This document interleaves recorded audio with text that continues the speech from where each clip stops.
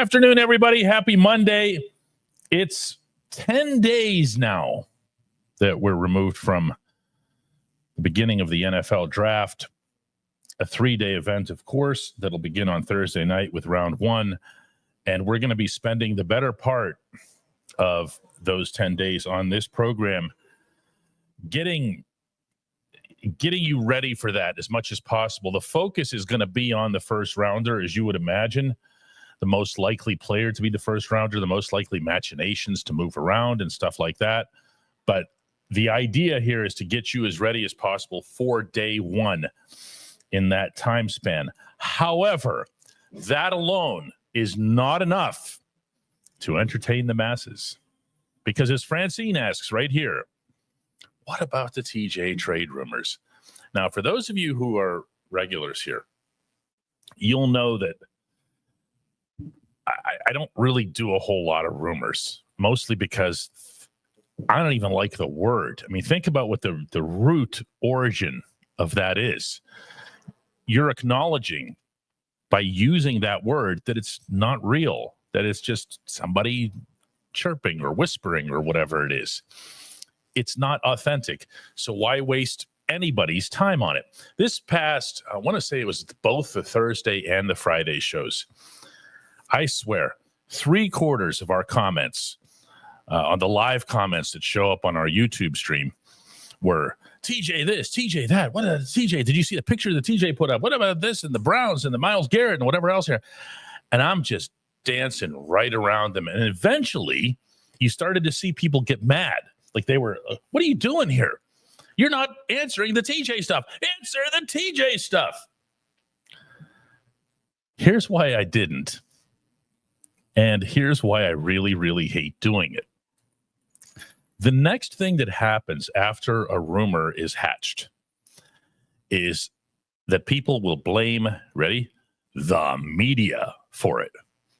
When in fact, the media hates nothing more because we actually have stuff that we're working on. We have real subjects to cover. We have real events to cover. The last thing we want to do is go hunting down some nonsense so that everyone can feel better about said nonsense.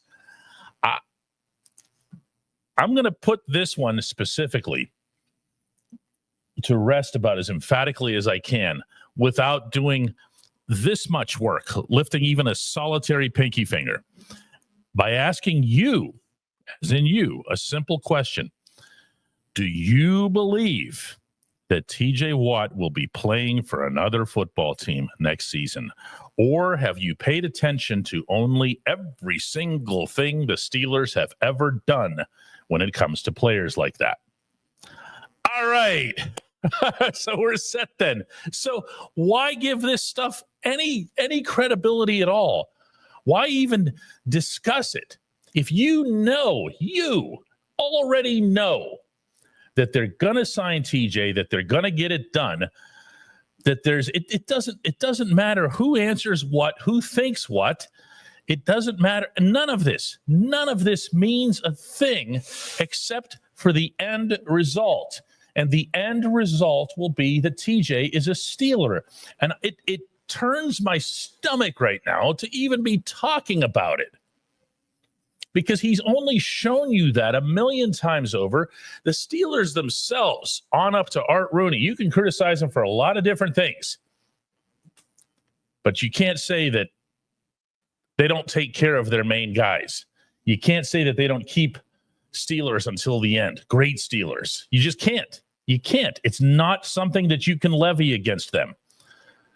So I get that everybody's a little bit bored now between the beginning of the draft and where we are. But my goodness, we're going to talk more about rumors in general when we come back with Chris Halleck.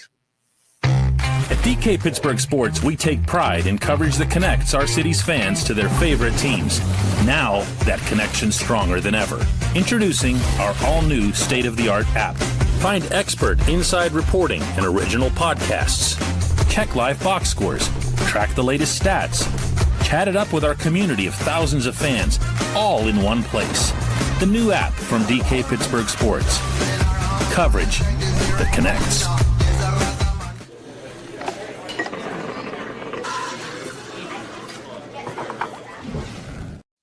Joined by Chris Halleck now over there. You got short sleeves on, Halleck.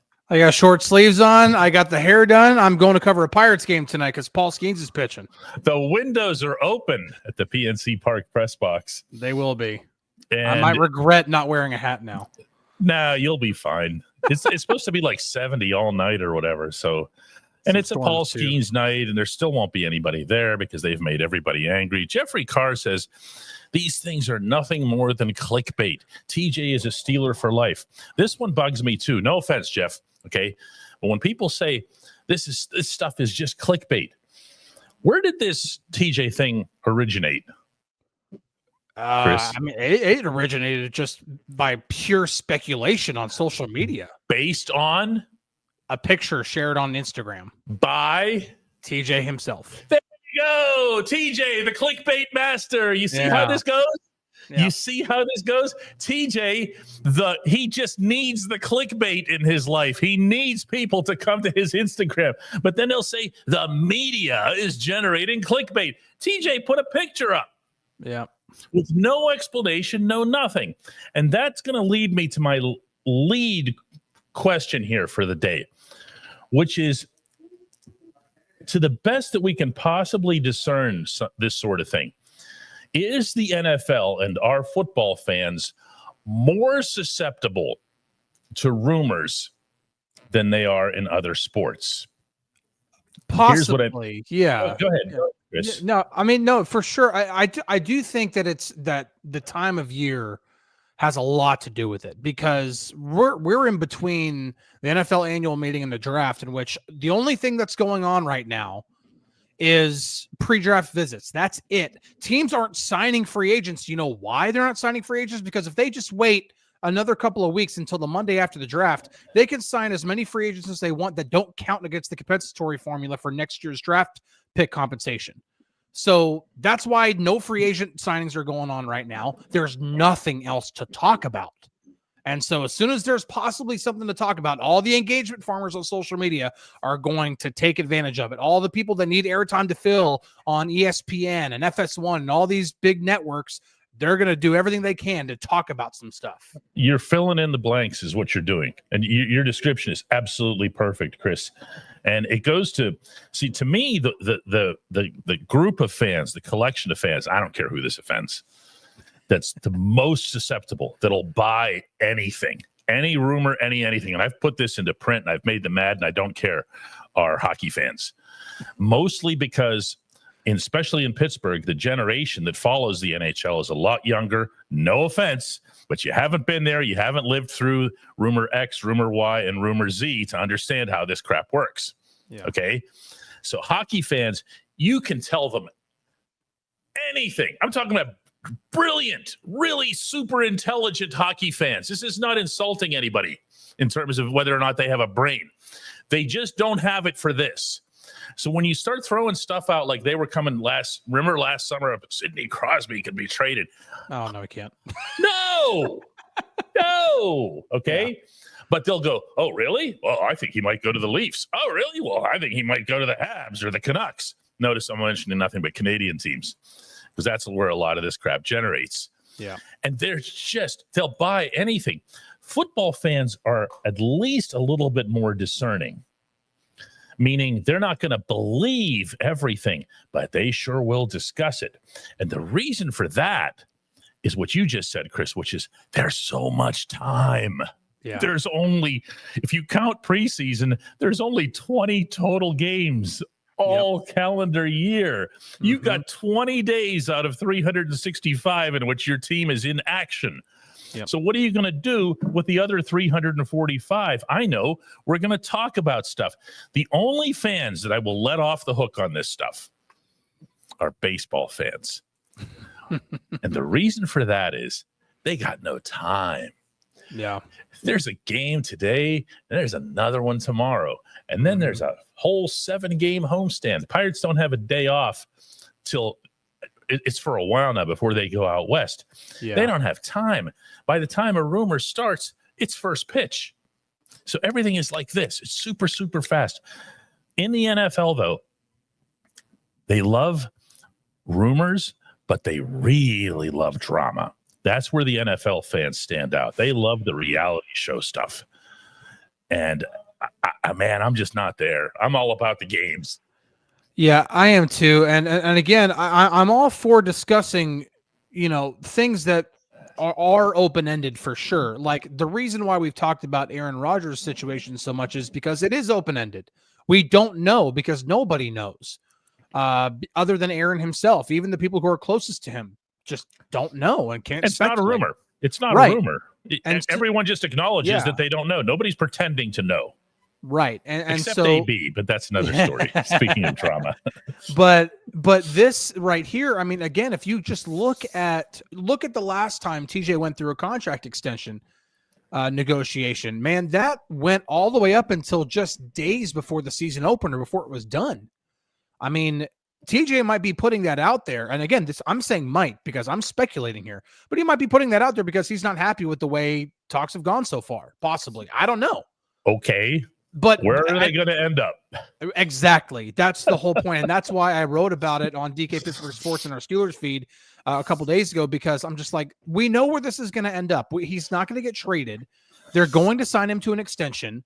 It's going to be a lot of money. And I don't even get people freaking out over the money because he's TJ. He's and TJ. They have it. And they have it. And people don't obviously understand how the salary cap works. So I'm happy to explain it to anybody who wants to know about it, but still, like, it's going to get done. This is just idiocy. Yeah, it is. It is. And I again, on one hand, like I get the part where people want to be entertained. They want something to talk about. They love football. So let's throw in this additional thing. Well, now, hearing that the Browns, because they paid Myles Garrett and everything else, that now then it turns into, well, that's not good enough.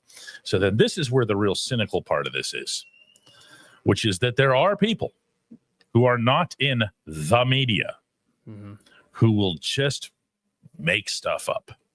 Why do they do it? Because they're trying to build their own follower counts or whatever. This is the actual clickbaiting. It's not done by the media, with very few exceptions. There are some.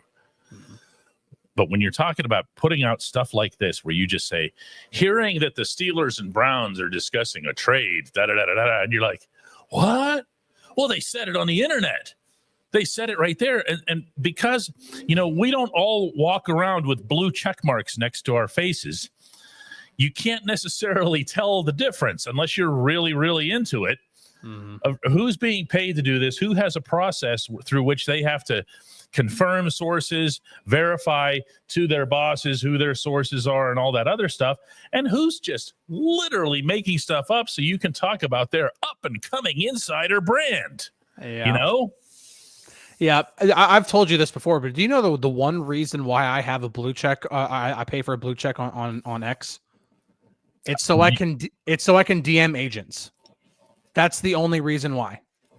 Like that's it's for work related issues. I don't care about what kind of brand. They need to know that you are. Yeah, they want to. Whenever that's, by the way, is a more common method of just plain old communication. Yeah, of DMing people, and you do want to find out. The PEF says there are so many of those rumor accounts on Twitter and Facebook. It gets laughable at times. Oh, it's beyond laughable. The PEF. Yeah. Some of them, and they have so many followers in some cases because people just love to eat this stuff up. This is the whole where there's smoke, there's fire crowd. No, man, it's just smoke. Okay. And it's not even really smoke because it's fake smoke. It's like vape. Yeah. Okay. It's not even an authentic thing. Let's get to, we can't be hypocritical here and say we don't talk about rumors and then spend the whole show talking about rumors. Let's take some real questions for this here. Yeah, Robert says, I heard TJ fired his agent and hired his brother JJ to represent him. Sure he did. Maybe he did that. Whatever. He's going to be here. Yeah. The end. Yeah. Okay. The end of this story is the same. Doesn't matter how it plays out. Colin says it's sad that the Steelers are the best team in Pittsburgh. Are they? I mean, if we're going based off of like regular season record, then yes. I mean, yes. The Steelers made the playoffs last year. The Steelers made the playoffs. The Penguins haven't made the playoffs in 3 years. The Pirates haven't made the playoffs since 2015. So if you want to get technical about it, in this calendar year, Colin, the Steelers made the playoffs. The team that's on the best and healthiest direction toward winning something is by a mile the hockey team. They have a plan. They know what they're doing, and they're not chasing around 42-year-old quarterbacks. You know, I think that to me is the biggest thing in there. You're shaking your head, Chris. I disagree a little bit, and that's fine. Let's hear it.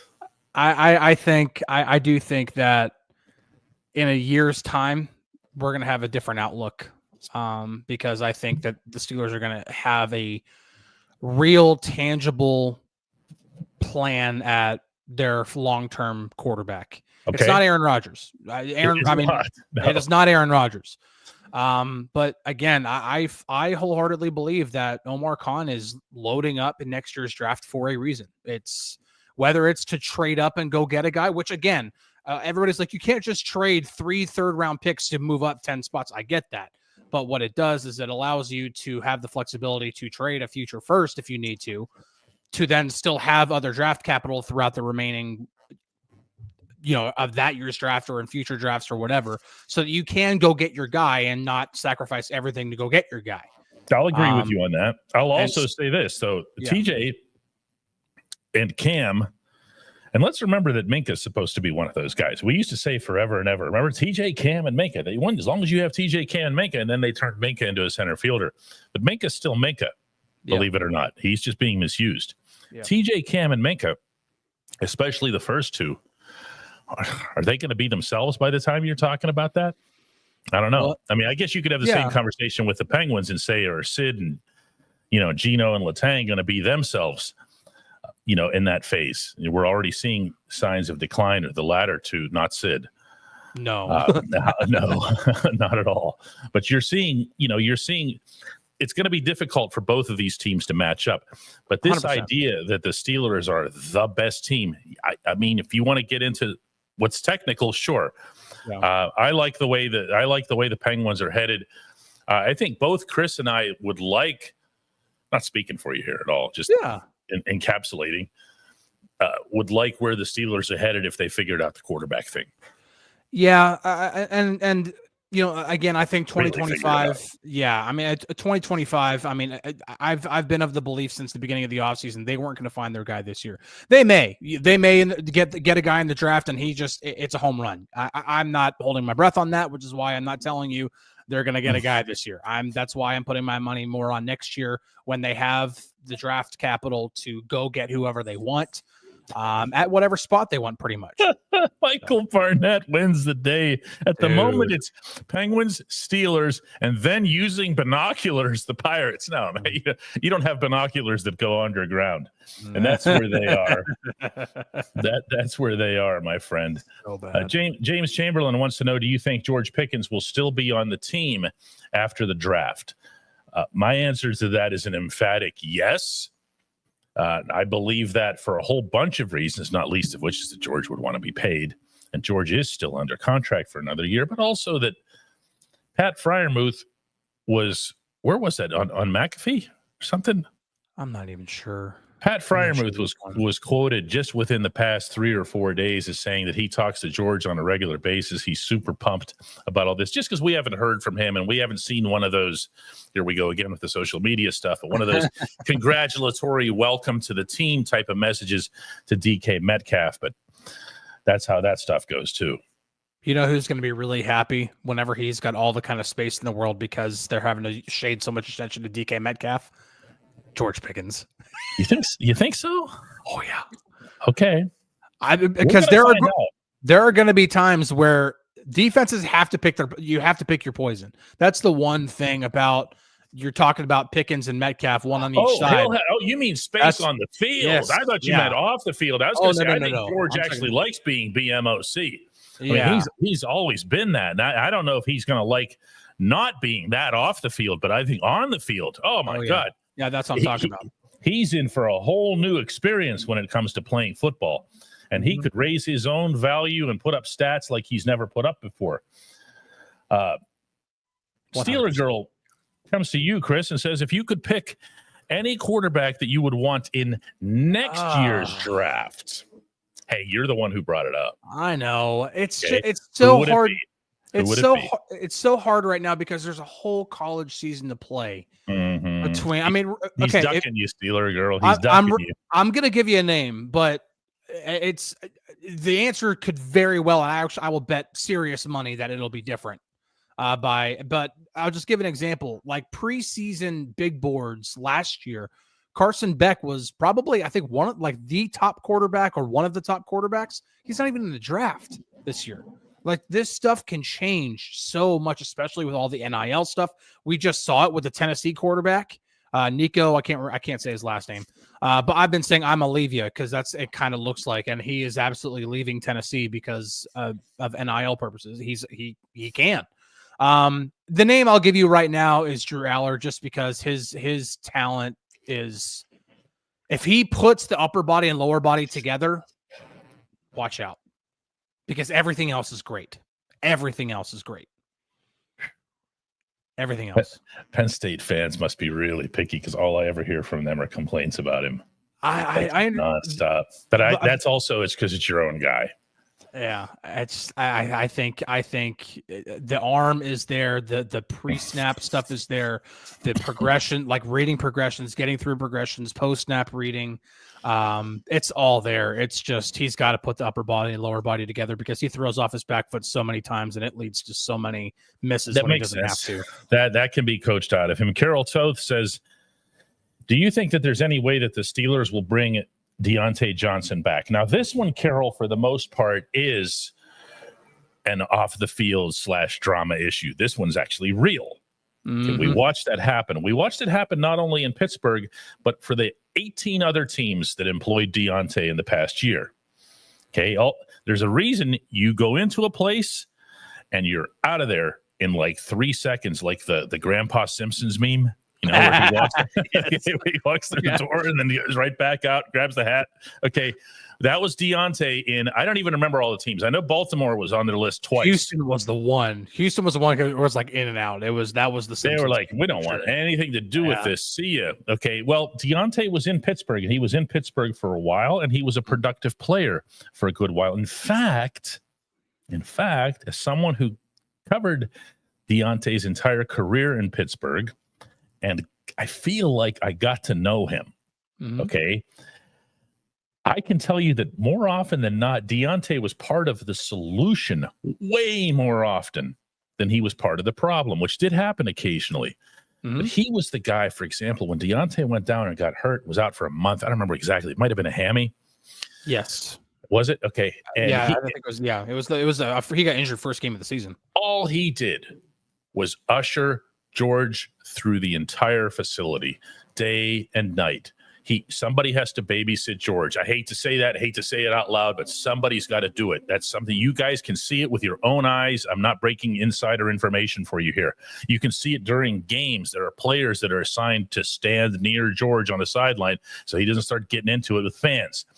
That was Deontay, and Deontay was good at it. Deontay was a team guy, very much so. Did some wild things every once in a while on the field, but it was a team guy. Now, the question would be drama-based, meaning would he and the head coach, specifically, obviously, from the head coach perspective, be able to say, hey, let's just chill here, okay? I remember you when I trusted you. I remember you when I trusted you. Let's get back to that. Or is Tomlin going to stick permanently with a volunteers, not hostages kind of mentality on that? I don't have that answer, Chris, but I do know this. You could use a player like that. Oh yeah. Listen, the 1 year I was on the beat and covering Deontay, he was one of the more open guys with me. Absolutely. In that locker room. Yep. And he really is. I remember having a conversation with him, and he felt, obviously being who he was in the locker room and in that wide receiver room, he felt to take it upon himself to be the leader, to be the guy. And he told me, he's like, I'm not an outspoken guy. I'm not that type who's going to get up and I'm going to say a whole bunch of stuff and get guys like, it's not in my nature to be like that. I'm soft spoken, and he did it anyway. He went out of his comfort zone to be the leader in a room and this time around, he doesn't have to be that guy. DK can be that guy. He can be the leader of that room. Dejounte can come in. It could be a vet minimum or something along those lines. It could be as risk-free as possible, where if he starts causing trouble, you just kick him out and you don't take much of a cap hit in the process. I think on the field, it's not even a question. You give yourself a really great security blanket in case George or DK were to go down with an injury, because we know it can get open. And if you have a quarterback like Aaron Rodgers, you can find open receivers, Dejounte could do pretty well. Route God's favorite pupil. Mm-hmm. And Route God, by the way, a guy who's an elite instructor of route running for wide receivers, actually goes by Route God, is only the best nickname in any profession on the planet. Jay Knudsen says, what happened to Dejounte then? Why could he not find a spot on these other teams? My answer is I don't care. I care what he is as a Steeler. I care what he was as a Steeler. I care how he got along with people as a Steeler. If you're trying to attach his experiences somewhere else and you're saying that he can't be anything but a Steeler, I mean, I think that's a virtue. I like people who would just want to be a Steeler. Now, did Dejounte have his issues as a wide receiver? Yeah, the wrong way running thing. The drops, especially in the biggest games, we're making too much of an issue. They have their top 3 wide receivers. Yes, they do. Okay, let's be really clear about this part. Calvin Austin is your number 3 wide receiver. Okay, that is not something that's iffy. That's not something that's susceptible to somebody beating him out in camp or whatever. Cal is number 3. So Dejounte would come in as 4, and he wouldn't be capable, at least not theoretically, of helping you on special teams, which you need from your wide receiver group. And remember, they also have Roman Wilson. Just because he redshirted as a rookie doesn't mean that he's forgotten. He's going to have a whole offseason program to get ready. Roman Wilson's never forgotten. There's already 10 Roman Wilson questions in here. I know. What happened to Roman Wilson? Did anybody know what happened to him? We can do one show a week on Roman Wilson, and it's never enough. Like, the entire show would just be what happened? What's the real story behind what happened to Roman Wilson? David S. says, I think a lot of Pickens not running routes all the way was learned from Dejounte. No way. Remember that block that he didn't throw at the goal line? George just spaced out, man. George spaced out for a guy that he loves. That was Jaylen Warren's run. Yeah. Okay. You know what he's talking about there, Chris, right? That that George just didn't even bother he just spaced out. And he apologized to Jaylen profusely. He apologized to the team. Got nothing to do with Dejounte. No, and if there's one thing you can question about Deontay's game, it's not his route running. It's not his route running. His route running is the least of concern. I have seen analyses of route running that have placed Dejounte as high as top 3 in the NFL. He's phenomenal. In terms of executing here. But I can see that he's already made people so mad that there's nothing anybody can say here. Paul says, what is the likelihood that the Steelers did not learn their lesson about reaching for quarterbacks in the first round? And they do take one at 21 this year. Is there one at 21 that would not be a reach? Shadur Sanders, possibly. I don't think that that's a reach at 21. I'm not convinced that that's the right pick at 21. But just because it's, not the right pick doesn't mean it's a reach if they do make the pick either. It depends on who else is on the board. If all the primary defensive tackles are gone, all the first round tackles are gone, if there's not really a wide receiver that really does much for you, if there's not a running back worth taking, if there's not a need to address with like the whole best player available thing and how those two can marry together, then I might take Shadur Sanders if he's the best possible choice at that spot. And to me, that's not a reach. I think he's a really good pocket quarterback. That's a rare thing to see. in this class. A lot of these guys have issues inside the pocket. Sanders does not. He has almost no issues in the pocket. If anything, he's advanced. The problem with Sanders is that he tries to make the big play too often and takes sacks because of it, and he has an average arm. Mike Jones comes at us from the uncle's table, meaning he does not have a membership, but we're letting him in just this one time.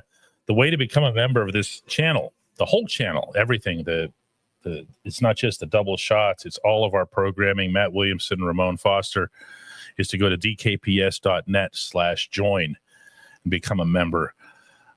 Mike asks, or he says, I don't believe these quarterbacks for first rounders are going to fall. See, that's a separate but parallel track to these conversations, because it has to align with the number of teams that would be seeking a quarterback in the first round.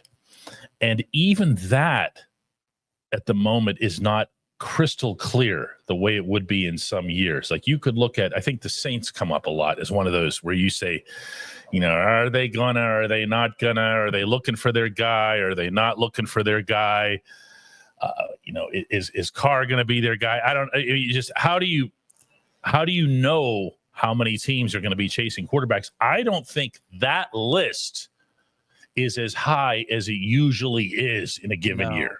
No, it's not. Now, the Saints did become a lot more interesting because Derek Carr, I almost said David Carr. Derek Carr is, it looks like he's going to be out for the year with that shoulder issue. Yeah, it looks bad. So, so that does make the Saints a lot more interesting. But even, when we were talking about free agency, well before Justin Fields even signed with the Jets, I remember going through the entire list of 32 teams in the NFL. I'm like, there might only be 7 or 8 teams that actually need a quarterback. Everybody else either has obviously their franchise guy, or they're in a contract where they're probably at least satisfied, where they're not going to go way out of their way to go get one. I don't. And Steeler Girl here brings up, says the Saints can have Rodgers. I don't think the Saints are a very attractive spot. I mean, if Aaron Rodgers is really going to try to go out to the Jets, but also see how that ended. It ended terribly. Exactly how everybody knew it would end.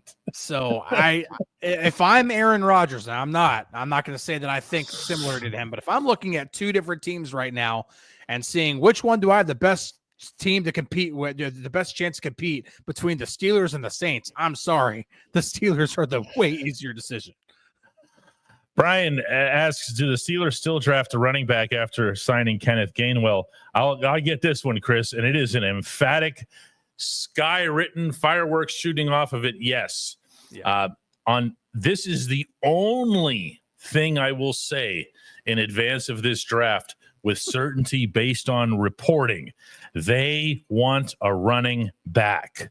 Yeah. It sounds to an extent like they know who they want. I don't know who they want, but I know that they're going to come out of this draft with a back. They see it as a priority. And just as important, Chris, for all the talk about defensive tackles in the first round, the greatest depth of any position in the draft, meaning one that just extends down through the rounds, is running back. So this is the year to go ahead and replace Najee with somebody who's young and make sure you still have Gainwell as support. And by the way, Gainwell is a pretty nice kickoff returner. He is. And I think that's why this, when we talk about are the Steelers going to get back into the second round, they have met with, whether it be pre-draft visits or at the combine or at pro days, whatever it is, they have met with several of the running backs who are looked at as second round running backs. Talking about both of the guys from Ohio State, talking about Caleb Johnson from Iowa. These are guys who they have shown actual legitimate interest in that. And right now they don't have a second round pick. So that might let you know if the Steelers, the number one, they might be trying to get back into the second round. And if they do, they might be looking at one of those running backs. They've met with more running backs in pre-draft visits than any other position. We've got one more question that we're gonna take today.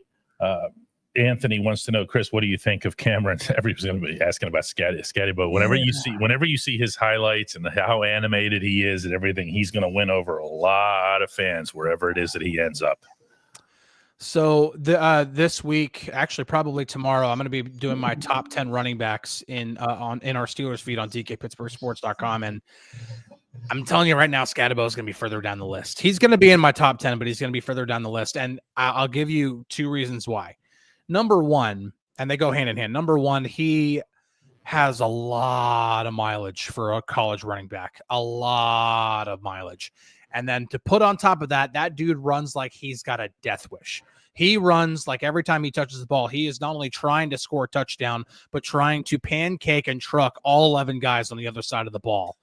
He runs like he has a death wish. And I just don't know how that's going to last at the NFL level, even for an entire rookie contract. Are you going to get your money's worth even investing a second-round pick or a third-round pick in the guy? I don't know. Yeah, I don't know either. I'm looking forward to seeing him play in the NFL regardless. I can tell you that. Michael Walden gets the last word for today. Says, DK and Chris, I'm liking Will Howard more and more. Watched a video with him and John Gruden. He looks like a dude you want to get into a fight with. Good attitude. The best thing you can say about Will Howard is that as Ohio State got deeper into the games that matter, A, he didn't bail on his team, and B, he just got better and better and better and better. And within that, looked more and more like an NFL style, pro style quarterback. You're always looking for trajectory. Easy for me to say. I'll just take Mike Tomlin's way. He's just his arrow is going up. Yeah, it's easier than trajectory. Chris, have fun at the ball game tonight. Will do.